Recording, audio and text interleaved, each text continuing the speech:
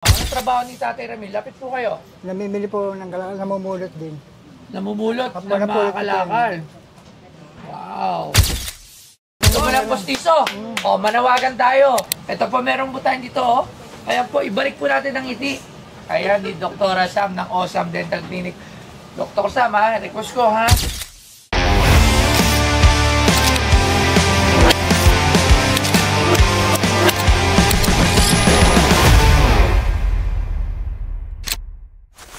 Pang-shoot na namin itong ano to. Marami na. Wala pa na. Ha? Kaya pasok. Magandang araw, Tay. Po, No po. benta ko po sa ano. Ano po pangalan mo na? Ramil po. Ramil. Laksan po natin. Pwede, Lagay. lagyan na lang natin siya. Ngayon lang. Okay lang ba? Ano, no? May nabos niya eh. Okay. Tatay Ramil. Apa, Taga saan po si Tatay Ramil? Barangay Pinyahan po. Barangay Pinyahan. Wow. Anong trabaho ni Tatay Ramil? Lapit po kayo. Namimili po ng kalakal, namumulot din. Namumulot Kapag ng mga napulot kalakal. Wow. Ilan taon si Tatay Ramil? 45 na po. May asawa? Meron po. 45! Oh! 45! 2 taon lang ang tanda mo sa akin, kuya. May asawa ka na? Apo, Ilan ang asawa? isa lang. Anak. Kailangan pa Isa lang rin yung din. asawa. Siyempre, Kaya ngayon tanong uso kasi ngayon, sabi nga ni What Bugoy ni alive. Quick Goy, diba? Ano yung sabi ni, ano? Three wives, What a life. Di ba 3 wives, di ba 3 ang asawa mo? Isa lang po. Isa lang, ilan ang anak? Isa lang din. Ilan taon na? 21. Malaki na. Malaki na. Nakapagtapos na. Hindi po nakapagtapos ng ano.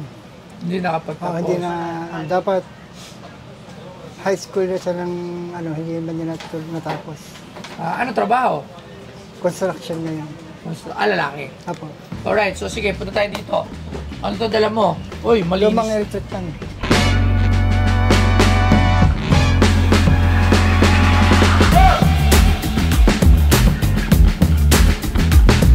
Ang Pungka fan ay ginamit sa India noong mga 500 bago ng Kristo.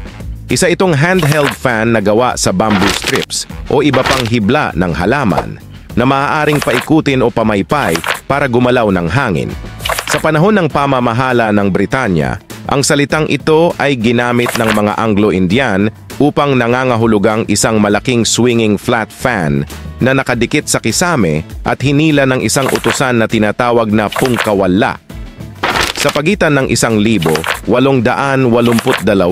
at 1,886, si Schuyler-Wheeler ay nag-imbento ng isang fan na pinapagana ng kuryente.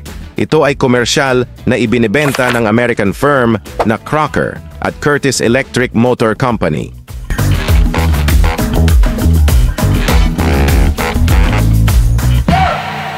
Malinis na to, ha? Pero tayo, lumang electric fan dyan, di ba, Vincent? Yung malaki? Patingin nga ako kasi actually hindi ako familiar. Pero to parang tanso, ha? Saan mo naman nakuha to? Sa kalsada lang po, tinapon na po siguro yan, napadaan po ako. Swerte mo naman. Apo. Tingnan natin. Yan, no? Lagay mo dito. Wow. Lagay mo dito. GE. Tama, GE. Mabigat to. Alisin mo na, baka mabasag sa lamin. GE, ito walang brand. Alright, magkano mo naman ito binibenta? Mga 500 po. 500 pesos. Band pesos lang? Apo, mga pang, para may pang budget may yan sa ano. Mura. Nabayaro na to. Ay, hindi. Tawag tayo ng expert. Tawagin natin si Sir Angelo para malinis na. Nilinis mo na to, no? Ganyan na po na nakuha ko. Baka yung ano. Good afternoon. Sir Angelo, magandang hapon sa'yo. Sir Angelo, Yes po. nakuha niya daw sa pangalakal pero sabi ko nalinis na eh. Ang linis na nito. Oh. Ano ba yan? Nakabilis na to. Totoo bang fan yan? Oo. Ano to? Tingnan lang natin yung model. O yung So model? yan, yan. Sa ilalim, makikita mo.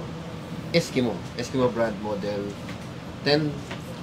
1005J. Yun yung model. Made in Toronto, Canada. Parang plancha yung base niya eh, no? Hindi ba yung Oo, plancha ano yan? na electric fan? Yan yung uso nung araw. Ginagawa niyan? Hindi. Kasi pag nainitan ka laps, di ba pag dati, kasi pag nagpa-plancha ka, Noong panahon, hindi uling yan eh. O kaya, mainit eh. Gusto ka lang naka-electric fan ka habang nagpa-plancha, hindi ka pagpapulisan. Oh. Yeah, ganun ba? May point. Di ba? Pointless. May purpose. Hindi pa lang. So ano to, cast iron to, made of cast iron yung base. Tapos base, Tanso ba? ah, Naalala mo dati may nagbenta sa akin ng electric fan. Magkano ko natin? wala lang. Tagal na yun eh. Alright. Oo. So, eto tanso ito. Ito cast iron, no? So based na sa model niya, Eskimo na model 1700J, 1945. 1945 ang Eskimo. Saan gawa ang Eskimo? Canada yan. Toronto, Canada. So sa Pilipinas, Oo nga, Toronto, Canada. bihira makita yung ganitong brand sa Pilipinas. Ah, so hindi pala to Usually- hindi pala to Pinoy. Usually, ano to, ang sikat dito, yung mga GE, gano'n. Oo. Yung mga US na brands. No? Naghanap pa ba to? Testingin natin. Hindi ko pa Baka na-testing. pumutok. Baka pumutok. Ah, Naalala ko may pumutok na ano, tinesting ko. well, unang titingnan nyo, 110 ba to o 220? Kasi Oo, yun nga, sinaksa ko sa 220 yung 110. Oo, sa nakalimutan ko. 110, sinaksak siya sa 220, talaga. Ano yan, 110? Swerte natin 220. So, di na natin kailangan ng transformer. Ano? Testingin natin ha, kung nagana to. Hindi na natin kung nagana. Pero paano to? Toronto, Canada yung made.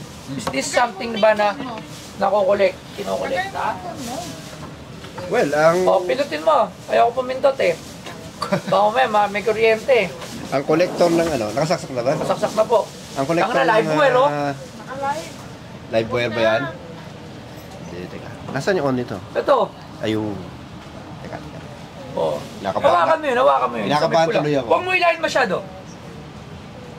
Ay, mahigpit ah. Yo. Oh! Uy, dito. So yan, gumagana. Yung hangin patalikod. Kakaiba to ha. Tingnan mo. Oh. O yan, balikan na. Wow. Yun. Ah, Okay. hindi mo. Parang pan-display lang siya. Actually, pwede mong gamitin yan. Kasi ang electric fan naman, na ano yan eh, madaling Patayin mo gawin. na, patayin mo na. Madaling gawin yung electric fan. Ah, iniikot ko. Pindi, yung pinipindot. Pinipindot nga pala. Sorry. Pero may nakita ko dito. Original parts pa ba lahat? Parang hindi na. Itong wire, definitely bago na pa. Wire, bago na. Pwede to. Yung screw, ano na yan, inad na lang siguro yan. Replacement na. Replacement na yan. Is this brass?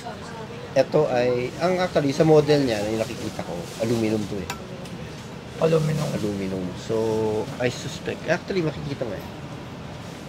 Yung, parang kinulayan siya na gold, pero parang aluminum na. Parang may puti siyang brass.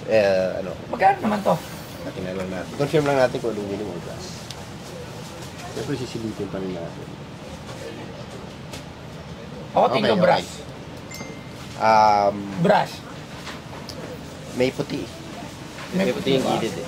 So, tingin ko kinulayan to ng gold.